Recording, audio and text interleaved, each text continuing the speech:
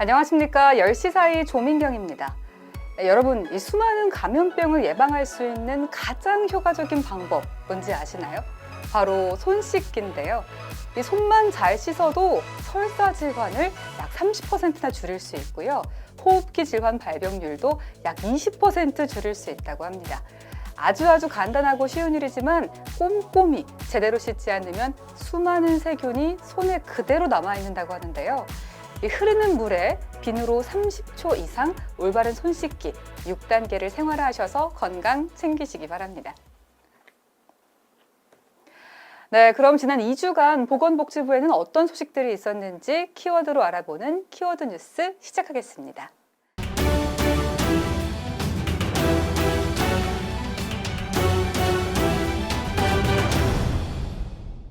네, 오늘 첫 번째 키워드는 9월입니다.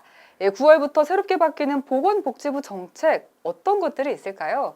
먼저 만 6세 미만까지만 지급했던 아동수당을 9월부터는 만 7세 미만 아동까지 확대 지급합니다. 기존에 아동수당을 받다가 만 6세 생일이 지나서 수급이 중단된 경우에는 다시 신청하지 않아도 되고요. 보호자나 지급 계좌 등이 이전과 달라진 경우에는 읍면동 주민센터에서 수정하시면 됩니다. 9월부터 바뀌는 복지부 정책 두 번째, 9월 1일부터 전립선 등 남성 생식기 초음파 검사비가 기존의 3분의 1 수준으로 내려갑니다. 이번 남성 생식기 초음파에 건강보험이 적용되면 보험 적용 전 평균 5만 원에서 16만 원이었던 환자 의료비 부담이 2만 원 이상 6만 원 이하로 경감됩니다. 9월부터 바뀌는 복지부 정책 세 번째, 9월 2일부터 청소년 발달장애 학생의 방과 후 활동 서비스가 시작됩니다. 만 12세 이상 18세 미만 중고등학교 및 특수학교에 재학 중인 발달장애 학생은 주소지 읍면동 주민센터를 방문해서 신청하실 수 있고요.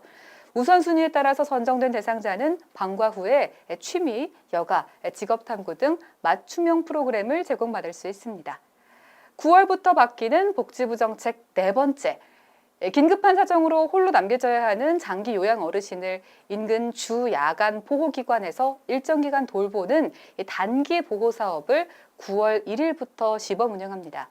시범 사업 대상은 장기 요양 1등급에서 5등급을 받고 재가 서비스를 이용하는 어르신이며 전국 주 야간 보호기관 30개소가 참여합니다. 신청 방법 등 자세한 내용은 노인장기요양보험 누리집에서 확인하실 수 있습니다.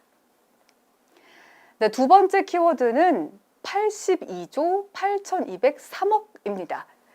보건복지부가 포용국가 구현을 위한 2020년도 보건복지부 예산안 82조 8,203억 원을 편성했습니다. 네, 이번 예산안 편성은 2019년 대비 10조 3,055억 원 증가한 것이며 2017년 이후 전년 대비 가장 큰 폭으로 증가했는데요. 이번 예산안 편성 내용은 다음과 같습니다. 먼저 복지 사각지대 완화, 취약계층 맞춤형 지원, 복지 서비스 체계 강화를 통해 저소득, 취약계층의 사회 안전망을 강화합니다. 두 번째로 건강보험 보장성 강화로 의료비 부담을 줄이고 건강 위험 요인 예방 관리, 공공의료자원 확충, 바이오 헬스 투자 강화 등 국민의 건강을 빈틈없이 살피는 건강 투자를 확대합니다. 마지막으로 보육 서비스 개선, 노인 맞춤 돌봄 서비스 제공 등을 통해 저출산 고령화 인구 구조 변화에 대응합니다. 2020년도 보건복지부 예산안에 관한 더 자세한 내용은 보건복지부 홈페이지에서 확인하실 수 있습니다. 다음 키워드는 베트남입니다. 보건복지부 김강립 차관이 지난 8월 28일과 29일 이틀간 사회보장 및 보건의료 분야 협력 강화를 위해 베트남 하노이와 호치민을 방문했습니다. 보건복지부와 민간대표단은 베트남 하노이에서 베트남 노동보훈사회부 차관과 면담을 하고 사회복지 분야 협력 강화를 위한 한배 사회복지협력 양해각서를 체결했습니다. 이번 양해각서 체결로 두 국가는 아동, 노인, 장애인 등의 복지정책, 전달체계 및 정보 시스템, 민간자원 동원, 연계 등 사회복지 분야 협력을 본격적으로 추진할 예정입니다.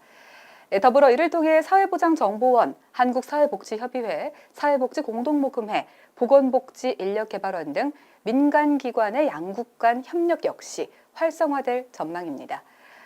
한편 김강립 차관은 지난 8월 30일 캄보디아 시엠립에서 열리는 제8차 아세안 플러스 3 보건장관 회의에 대한민국 정부 수석 대표로 참석하기도 했는데요. 이번 아세안 플러스 3 회의를 통해 아세안 10개국과 한중일 3개국은 건강 증진을 위한 협력을 강화하기 위한 공동선언문에 합의했습니다. 이번 키워드는 장애인 구강진료입니다. 정부는 장애인 구강진료 접근성을 높이고 구강진료 불평등 완화를 위해 2011년부터 장애인 구강진료센터를 운영해 왔는데요. 지난 8월 23일 보건복지부가 중앙장애인 구강진료센터를 개소했습니다. 이에 따라 9개소 권역센터를 포함해서 총 10개소의 장애인 구강진료센터가 운영됩니다.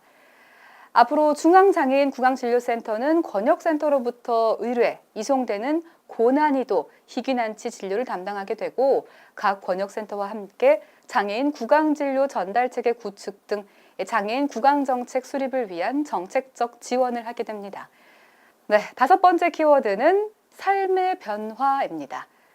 지난 7월 1일 보건복지부는 31년 만에 장애 등급제를 폐지하고 장애인 개개인의 욕구와 환경을 고려해서 지원하는 수요자 중심 장애인 지원 체계를 새롭게 구축했습니다. 장애 등급제의 단기적 폐지 이후 장애인분들의 삶에도 많은 변화가 나타났는데요. 우선 활동 지원 서비스의 지원 대상이 확대되고 지원 시간이 늘어났습니다. 기존 이용자의 월 평균 지원 시간이 104.5시간에서 125.2시간으로 증가했고요. 경증 장애인도 활동 지원 서비스 신청이 가능해졌습니다. 또한 서비스를 몰라서 지원받지 못하는 일이 없도록 전달 체계를 강화해서 장애 유형, 장애 정도, 연령 등에 따른 맞춤형 상담을 실시하고 있고 활동 지원 서비스 자격이 안 돼서 탈락한 이후에도 정기적으로 자격 가능 여부를 확인하는 이력 관리제를 시행했습니다. 다음 키워드는 환급입니다. 2018년도 건강보험료 정산이 완료되면서 개인별 본인 부담 상한액이 확정됐는데요. 본인 부담 상한제란 건강보험 급여에 대해서 연간 환자 본인이 부담하는 의료비의 총액이 개인별 상한 금액을 넘어설 경우 그 초과 금액을 건강보험공단이 부담하는 제도입니다. 2018년 의료비에 대해 본인 부담 상한제를 적용한 결과 총 126만 5,921명의 국민에게 1조 7,999억 원의 의료비가 되돌아가고 1인당 평균 142만 원의 의료비 혜택을 받게 됩니다.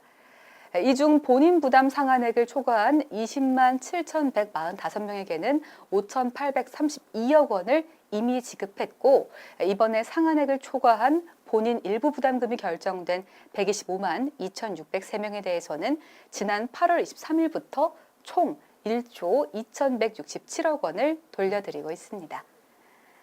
마지막 키워드는 높이고 낮추고입니다.